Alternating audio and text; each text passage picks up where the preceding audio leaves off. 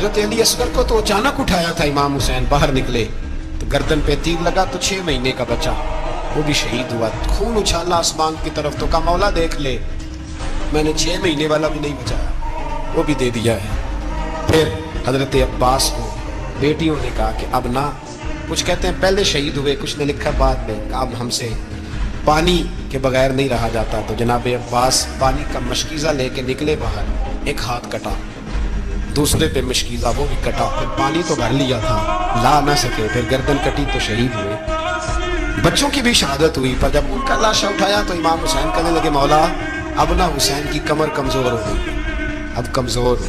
और भाई एक मैयत हो जाए तो 4-5 दिन तो पूरी आंखें नहीं खुलती, कैसा जर्री खानदान है। थोड़ी देर गुजरी तो इमाम अली मकाम ने पटका बांधा, सर पे दस्तार बांधी, मौला अली की तलवार पकड़ी, नबी पाक का इमामा बांधा और घोड़े पे सवार हुए तो कहने लगे ज़ैनब घर तेरे हवाले और मैं अल्लाह के हवाले, घर तेरे हवाले और मैं। और फिर इमाम हुसैन निकले, इमाम अली मकाम निकले। रावी कहते हैं कि ये जलवा पहले भी बड़े सोने थे, पर आज जो रंग देखा वो कभी नहीं देखा।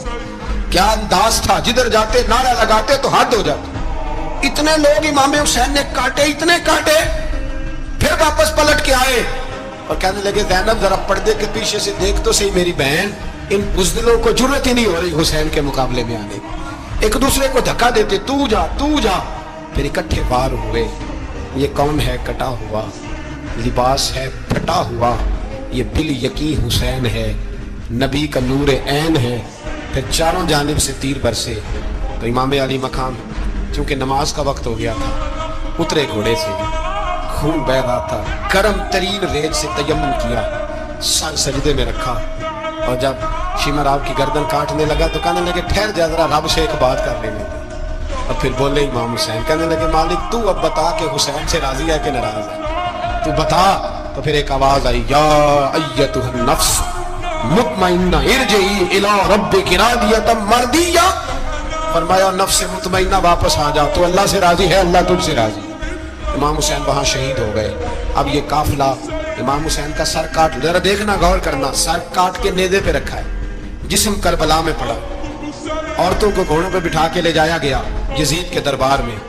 यजीद पहले उबैदुल्लाह इब्ने ज़ियाद ने बदतमीजी की, फिर यजीद ने की। सऊदी अरब का एक मौलवी बोल रहा था, सऊदी अरब का, उनसे भी बड़ा इश्क है, जिसने तकरीर सुननी हो मेरे पास है। हमें लोग मशवरे देते हैं कि जो यजीद को अच्छा कहे और हुसैन को बागी कहे उसको हम इमाम मान लें। उस बेशरम बेहया को जो नबी पाक के घराने के बारे में बके उसे इमाम। सऊदी अरब में मस्जिद नबी में दर्स देने वाला जिसने तकरीर सुननी हो मेरे पास है।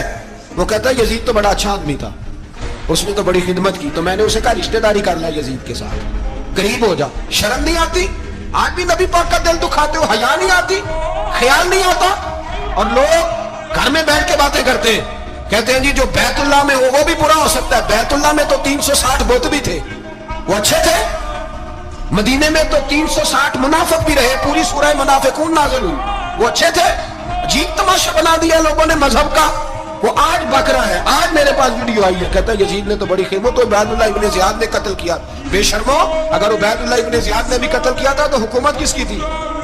बोले, बोल के बता।